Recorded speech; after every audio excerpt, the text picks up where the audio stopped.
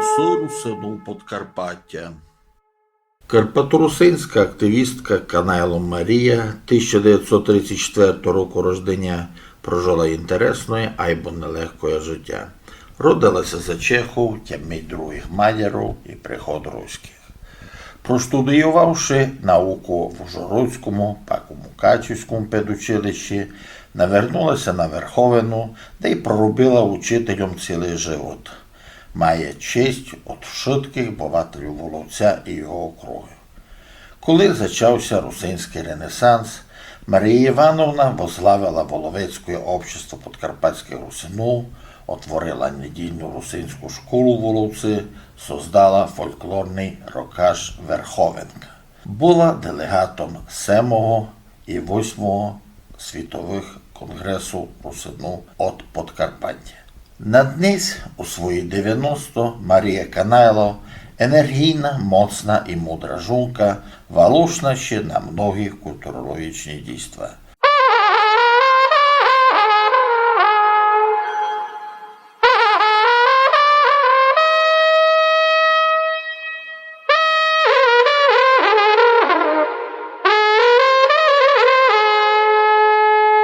Слухайте голоси Русину Подкарпаття. Марія Іванівна, слава Ісусу Христу. Слава навіки Богу Святому. Ви дожили до такого поважного, такого файного віка і, слава Господу, всокотилися свою бесіду, училися все життя учеників доброму і свому. Де ви ся родили? Я народилася 21 квітня 1934 року у селі Завадка Воловецького району. А тепер ми вже Мукачівського, але тоді ми були Воловецькі. І не Воловецькі, а тоді було тут якогось якась... Свалявський, то був Свалявський округ, якщо 34 року, однозначно. То був Свалявський, фактично до Воловця все односилося. Ябранка, усі ці села, вони се односили до Свалявського округа. У вас, крім русину, в селі жили ще якісь другі народності? Жили жиди, і одна сім'я була римо-католика.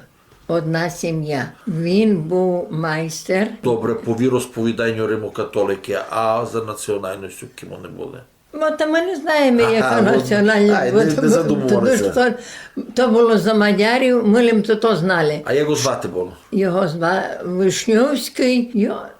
І по фамілії Вишньовський, може, Вишньовський. Могли бути поляками. Ну, не важно. Жиду много сім'ї жило. жило. У нас жиїв дуже було много. Я ще й в Шитки. Та не в Шитки, або дуже многих хижиць, бо му казала, де хто жив і як їх туди ж називали. Бо мені було туди ж у 41-му році, в 42-му році їх виганяли. У 44-му. Навернулися деякі жидо після А не один до нас це не вернув. І навіть не приходили. І ніде, і не згадували, і не приходили, і ніхто се не цікавив. Ми се цікавили, бо одна сім'я була Беріж, то був дуже-дуже багатий, мав дуже-дуже много землі. Там цілі поля закликалися, Берішова полянка. Ну, і дітей мав много. І ніде ніхто се не вернув після війни, або бувся хтось вернув. Може не ужили просто. Марія Івановна, а де ви школували? Де я в школу ходила? Я в школу ходила у перший, другий клас, а тоді ж, коли почалася війна, нас пустили на вакацію. У зимі пустили нас якраз на Николу, і то нам казали, тепер маєте вакацію. Ми пішли на вакацію, а туди ж прийшли вояки і школу віддали воякам. Я не ходила до школи 1943, 44 і 45 рік. Я не ходила до школи, я служила. Пасла корова, пасла. А у кого сте пасли корову? У Ростуцю, у Маганиця. То мав много худоби? Немного було худоби, бо то були якісь родичі наших, а треба було йти, бо в нас було вдома 4, Та я була, якби не найстарший був брат, а пак далі я, пак ще та другі були менші. Та туди не могли йти, а я могла йти. Та і так їм там плакала, так їм ревала, як теля. Бо то в нас не є хащі, ніякої в Завиці, надовколо село без хащі. Ну, а там вийдеш із хижі, вже нараз ліс. Та за ким там привикла, та сміх був. Сміялися, ж вийду з хижі та речу. Бо так і було, бо я ся й бояла. Ну. Ну, а коли стися почали назад Учити, а в 45-му році вже початку навчального року ми не ходили до школи, а вже 45-й рік, хіба з вересня місяця, ми вже почали ходити до школи. А то ся назбирало дуже доста дітей, що не ходили до школи. І вчитель Данканич, у нас був вчитель, дуже-дуже мудро зробили. Зробили так, дали нам таке, коли завдання, вивчити, що таке іменник, так, знати числа із математики, так, і більше не пам'ятаю, але пам'ятаю, що іменник ми так все вчили, Господи, скоро мені наперед другу. То нам треба було вивчити, і так, хто то вивчив, хоч ще не мав йти у 5 клас, бо ми пропустили ці 2 роки. Або хто то вивчив, тих записали в 5 клас. А то, що вже мали йти і в 7 клас, а не вивчили, та тих завернули, та й не взяли так. Та нас у 5 класі було десь 50 дітей. Там у клубі відкрили були школу, поклали там лавиці такі великі, такі, коли за мадярів були в школі. Так, і ми там ходили всі у 5 клас. Ну, там вже була програма, там вже нас вчили вчителі, які прийшли до нас із інститутів з України. Та нас вчили ті вчителі. І нас вимагали, ну, нам дуже тяжко було, і вчителям було дуже тяжко. Коли було диктант, то вона диктує, ми так пишемо, як знаємо. Ну, а без коми, без крапки, без нічого, то все так. Ну, вона туди пояснила, що кома. Вона каже, добре, я вам буду казати, коли буде кома. Вона каже, кома, і ми пишемо кома. Слово. Ми пишемо слово кома. Ну, то я кажу так, бо ми не знали, що ми то. То нам треба було так пояснювати, що я собі, коли вже робила, то дуже собі думала, який був то великий, тяжкий труд тих учителів. Казали, то люди дурні. Бо та дурні не повеликі, ми тих слів не чули ніде. Та от ви могли їх чути, які то прийшли люди, які не знали наших слов, а вони знали українських слов. Та чуєте так. Ну і так кажу, 5 клас, хто за 5 клас ту програму вивчив, хто то ся навчив, хто то виконував, та нас перевели в 6 клас. А в 6 класі у нас вже було десь 20, може 25 дітей. Уже не так, а там була ціла кара Господня. Ну, там були такі великі, з 30-го року були хлопці. А такі, що хотіли вчитися, що за мадярів ходили в Горожанку. А туди ж 3 роки це не вчило ніяк, та й вони відстали, а хотіли вчитися, ну та й пішли до школи. Та так, або вже далі вони 5 клас ходили, в 6 клас перейшли, то вже були легіні, то вже легіні відданиці. Дівчата всі полишали. Ну, так, по 15-16 років. Так, дівчата всі полишали школу та пішли на Фашанка, а як вчитель прийшов, видів їх на Фашанках. Другий день там їм дав завдання написати, а на чому були писали, я й не пам'ятаю, на чому писали. Більше не піду на Фашанку, то пам'ятаю так. Більше не піду на Фашанку, більше не піду на Фашанку. Ну, писали, не писали, а в 7 клас зосталася я одна. Ого. І другим були 9 хлопців. І я одна була дівчина. Уявіть собі, яка я була велика героїня. Сиділа так, і коли муха, ніхто не чув у класі. Ну, правда, нігде. Ви чесно були. Чесно, не чесно, що була там робила цікаво. Ну, та кажу, що хлопці нігде зо мною сміхи не робили ніякі, бо то пізніше то було всяко, то хоч ми тут заплітали кіски, Знаєте, так ми це вбирали. Ну, сорочка була вишивана, пілька, сукня, уйош, платина. Я так пішла у педучилище. Секундочку, то були семирічки туди ще. Семирічка? А після семого пішли вже в педучилище. Чекайте, після 7 класу я пішла в педучилище в 48-му році. Це в Мукачеві вже відкрили були. Я поступила в Ужгороді в педучилище. Ага, в Ужгороді було спочатку педучилище. А я в Ужгороді, бо коли тато понесли документи, а там у них був такий цимбора знайомий, що той робив із ними, та каже, коли десь може щось таке буде, що щось ти буде треба, та до Мукачева, то не автобуси, та про автобуси, то дуже ще говорити ніщо було. Машин ніяке не було, сполучення не було. Із Заводки сюди 20 кілометрів до Олівця. Ну, той поїзд ходив, не був відмінений, або із Заводки сюди це добрати.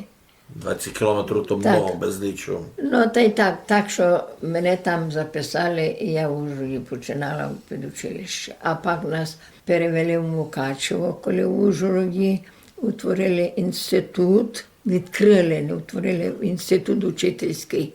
3 роки. ЗІПО, що тепер каже, Закарпатський інститут. Ні, то там, де напроти музею, то здання було педучилище.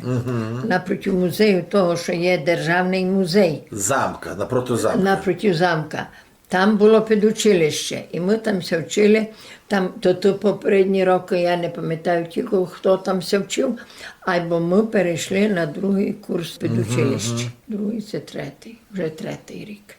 3-й у педучилище. Ми перейшли на 3-й курс, а там туди ж, як організували інститут, та нас перевели в Мукачево. Перший курс перевели у Хуст, бо і в Хусті було педучилище. А останній курс залишився, і їм читали лекції викладачі університету. Та останній курс скінчив там, а ми вже кінчали в Мукачеві педучилище.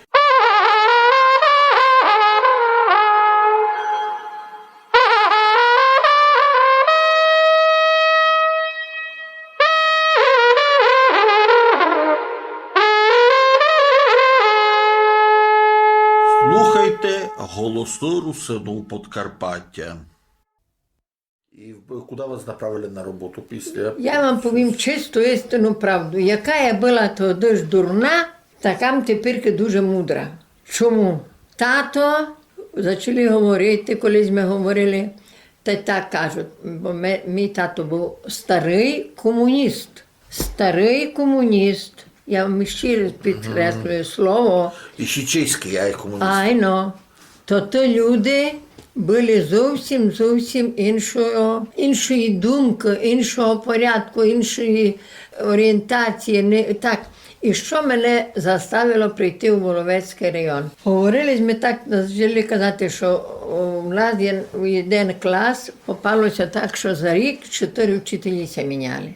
Прийшли одні, то прийшли другі, то прийшли знову. Прийшли треті, і тато каже, Боже, приходять дички, бо ми називаємо тих людей, що тут...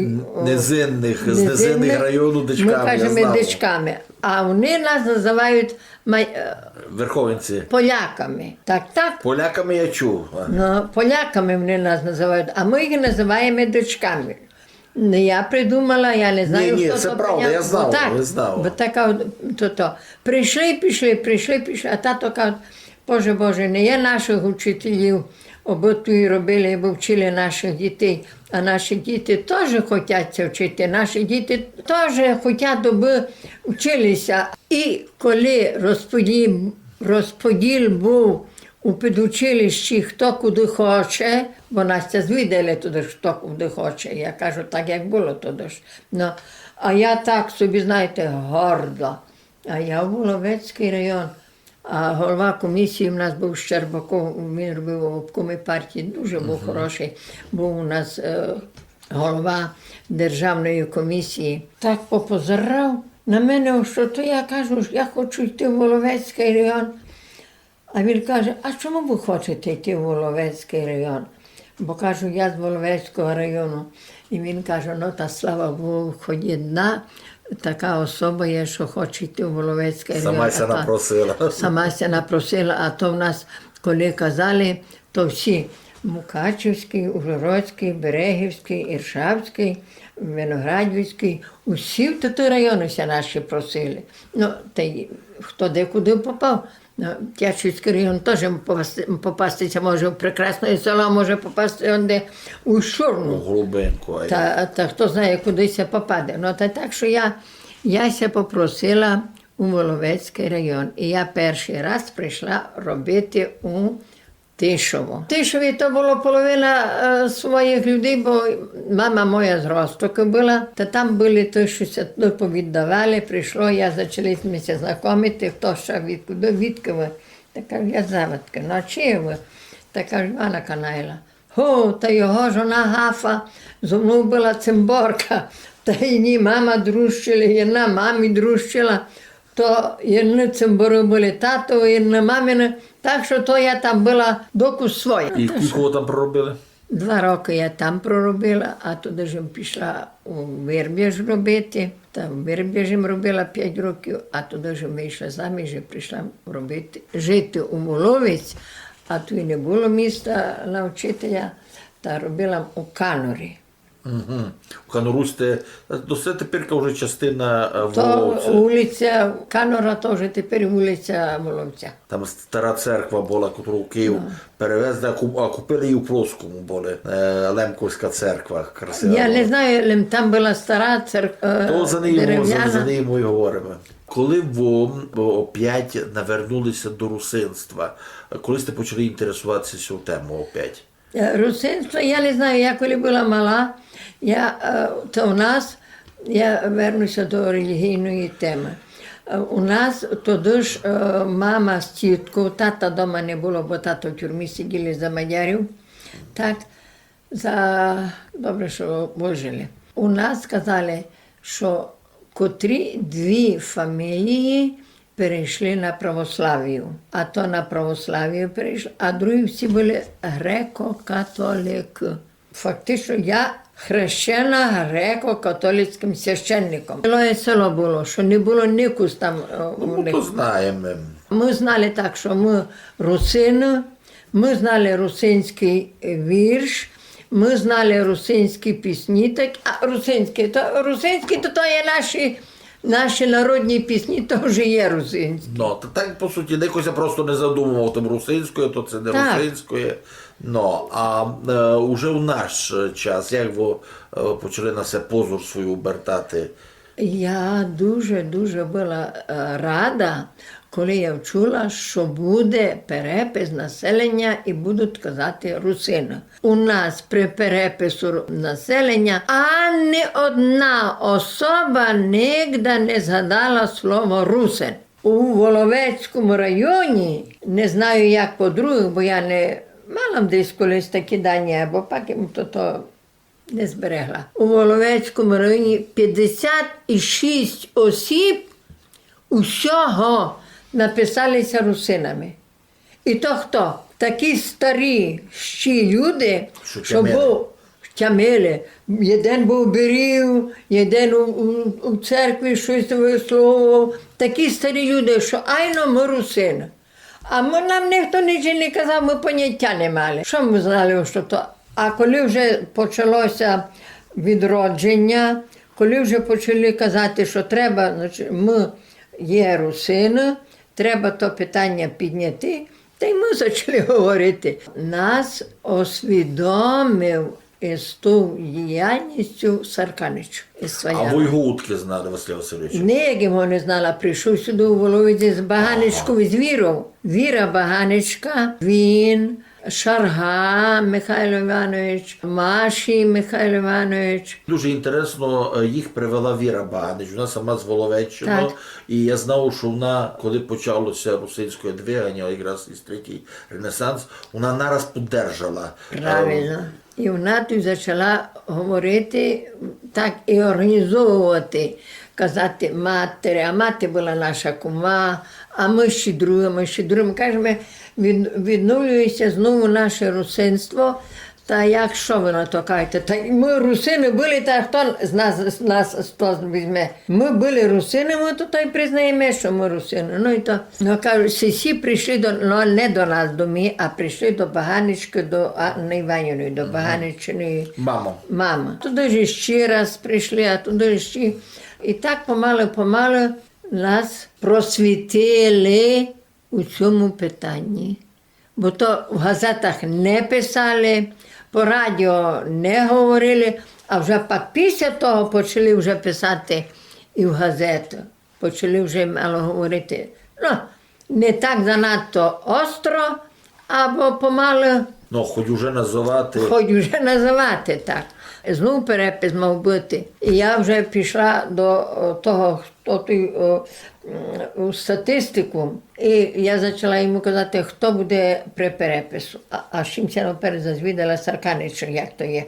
Прояснив мені вшитко Лакатош. Але Катош займався переписом у 2001 Ну, році. він це займав переписом, і в тих 3 селах, там, де він був, там писалися майже всі. Русинами. Русинами. Ганьковиця, Неліпино і Сасовка.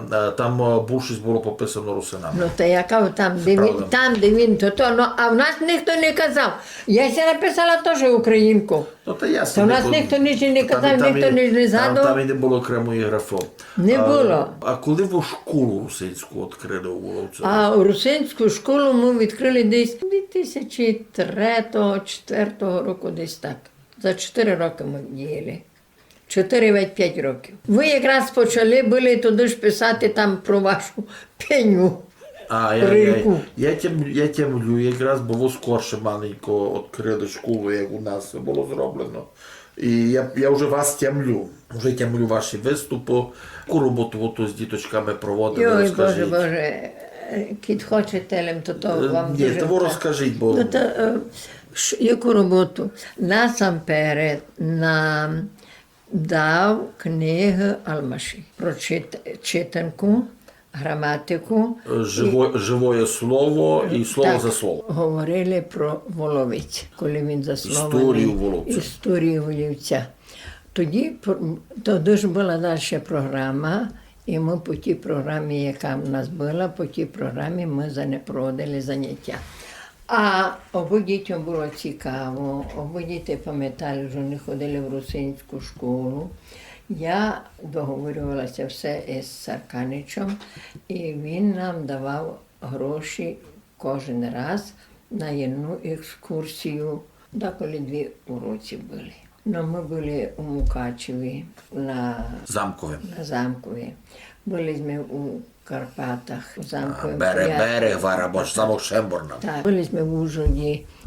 Ти ударали Легоцького, як Замкове. Так, і були ми у Легоцького. І в Старому селі з Канцеля. Так, і там ми були, і там ми були. Були ми у Берегові, у Косино. Косино. Купатися Так, у водах. купатися. Так що ми, крім того, що була програма, то ж програма була така теоретичний матеріал, а ми з дітьми ходили так. Далі. Завдання було таке, що написати фамілії, яких буде найбільше у селі, родини, бо то фамілія може бути одинакова, а зовсім і поняття не мають хто що. Пахше чудо летіти, і йой, та ми родичі. Ну, та ми родичі, а вони це і не знали, що не родичі. Ну, а доки функувала русинська школа? Я вам повім, доти була русинська школа, заки у мене чоловік не вмер. То в мене так умер чоловік, а пак умер син, і я се відказала вести русинський клас. Марія Івановна, у вас був колектив Верховенка. Який у вас був репертуар цього колектива? Репертуар нашого колективу був відтворення всіх обрядів народних, які були на Воловеччині. У нас було сватання окремо, свадьба окремо, пущення окреме, фашанки окреме, вечірниці, а у нас сказали випрядка. Усі обряди, які у нас на Воловеччині були, колектив Верховинка відтворив. І ми їздили по цілому району, такого не є в нас села у районі, де би не виступав колектив Верховинка. Ви були головою Воловецької організації Подкарпатських русинов. Так. Доки фунгувала та організація? Вона фунгує і тепер? У налем фунгує, де є печатка і штамп. Ага, тобто люди вже не є. То я, Ці люди вже помирали. Ага, а нові не приходили? Ученики ваші? Я вам так повім, чисту істину, правду, без брехні. Коли ще наш колектив робив, ми ходили по селах, ми йшли виступати. Де було мож, я все се старала вклинити таку бесіду, що то наше русинське, то наше давнє, то наше треба запам'ятати, треба зберегти, треба знати, бо було для нащадків, для наших ще то все. Бо то помалу пропадає. Кільком потім вже й пісниця додала і всякої всячини, а коли треба було, все це то догадаш. А тоді ж, як ми вже перестали виступати, як будемо казати, як будемо Тобто ваша суспільна, це громадська діяльність сперлася на тому, а й далі ви вже не робили.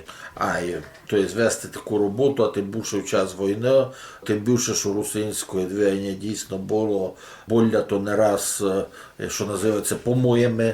Я не дав оцінку, що то було несправедливо зроблено, що було спеціально зроблено. Ну або дійсно русинська ідея у нас стала не такою популярною. І люди почали, навіть не розуміючи, що при чому тут є політика, кіт є ти русин, є русинська культура багата, є русинська історія, яку стоїться ордити. Ну або маємо те, що маємо. Ну, а тепер я вам найповім. У мене в сім'ї, що у мене був учень. Так, Іванко був русин, отець запеклий українець, а баба русинка. Ще одно. От ви достаєте журнал «Отчузнена». Як ви його можете оцінити? Я його оцінюю дуже-дуже високо через те, що не було ніякої інформації. Ніякої. А тепер те, що там вміщається, для тих, хто це цікавить, дуже-дуже дорогоцінний матеріал. Дуже дорогоцінний.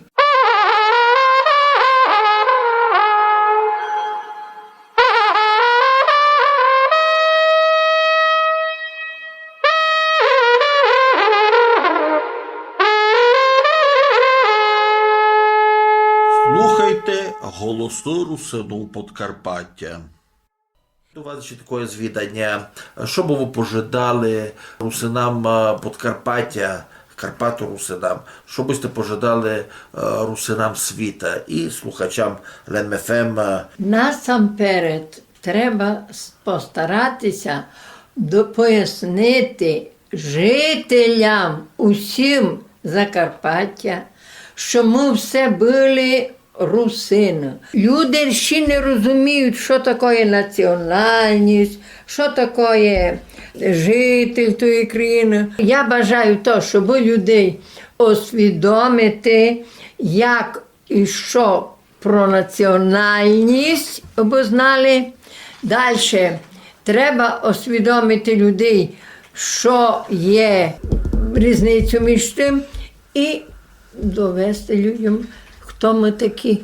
І бажаю то, щоб наші люди всі повернули собі свою національність, бо повертають люди національність, що роками вже не то, вже друге і третє покоління, а ще кажуть, а то наш був дідо, або то наш був прадідо.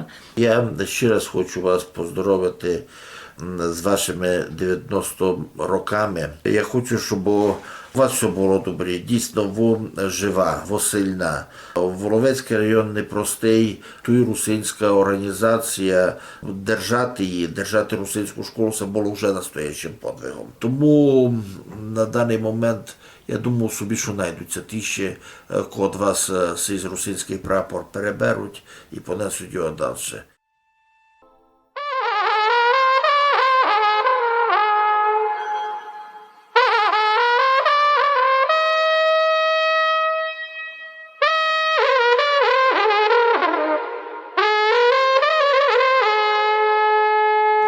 Сиру, сину Подкарпаття.